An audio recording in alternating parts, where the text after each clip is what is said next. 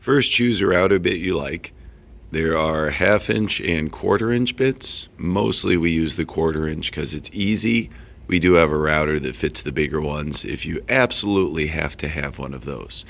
If you're doing the corners of a table, make sure you get one that has the little silver wheel on top so you don't ruin your table.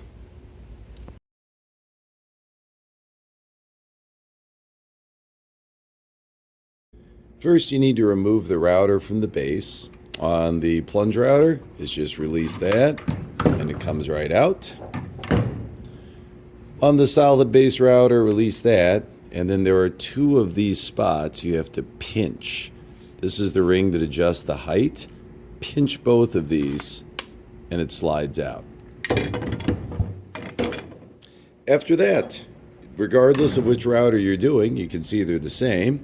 To prevent this from just spinning, hold that yellow button and rotate this until it locks into position. After that, it's righty-tighty, lefty-loosey. Just like you'd expect, counterclockwise should break this loose. If you're struggling, use the table as some leverage. If you're really struggling, ask me to lend you a hand.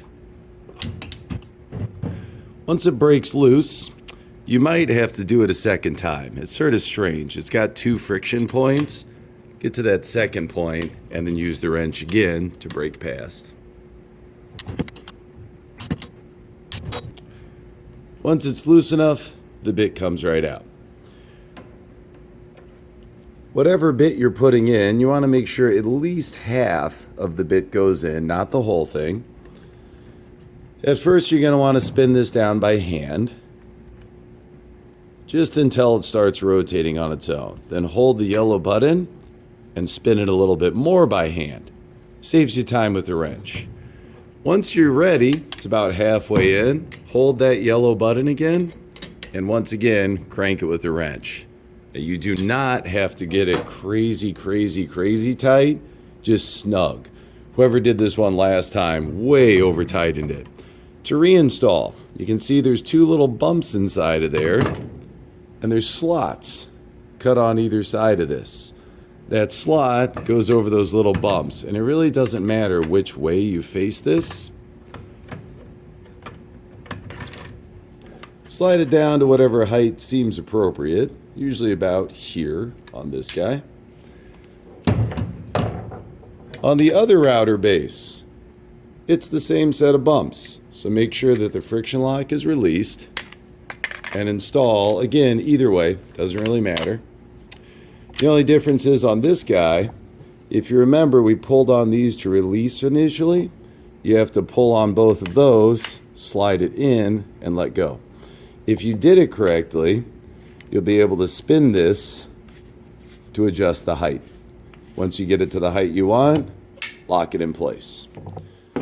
The wrench that we use for this goes on the same shelf as the routers.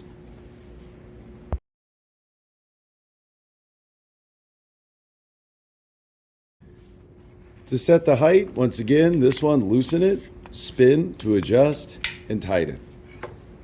On the other router, it's a little different. There's a lever, releases the friction, and then you can push up or down, usually while it's on the piece, and then release the lever to lock it in place. Whichever one's happy for you. I usually recommend you do 2 passes, one at part of the depth and one at the full depth, to make it a little easier and to get fewer burn marks. The rule of safety is the same on these. Your 2 hands are on the router itself, on this router, or for this one on both handles. Never put your piece on the tabletop itself, and make sure you're never underneath it with your legs or whatever. Both of them will spin for a while. After you turn off power, both of them will keep running for some time. Make sure it's completely stopped before you set it down. Last thing of note, do not make your tabletop the first thing you route. Go get a scrap piece out of the bins, clamp it down with at least 1 clamp nice and tight, and practice before you do your tabletop, because otherwise you can really screw things up here. What height do you want to set this to? If I want this to be my final height, I'm going to do my first pass about there. So again, if that's my final height, I'll do 1 pass about there. Then I'll go through and I'll do a second pass. Always go counterclockwise around the piece, and I'm just going to do one edge at a time. I need to make sure that silver wheel has a guide. What do I mean by has a guide? That silver wheel has to be touching the edge. If that silver wheel is below the piece, it will go in and start chewing directly into the table. I also need to make sure if I'm coming over that I'm not going to have the router bit start running into the table. If you hang it out in midair, you don't have to worry about it. But if you hit the table, or even worse, hit something made of metal, it's real bad. So make sure that silver wheel is on, make sure you've got space. I recommend you do the end grains first because they tend to chip out the most, then go back and do the long sides with the grain. I want to make sure I keep that base nice and flat, and I'm going to go fairly slowly. 2 hands on the router.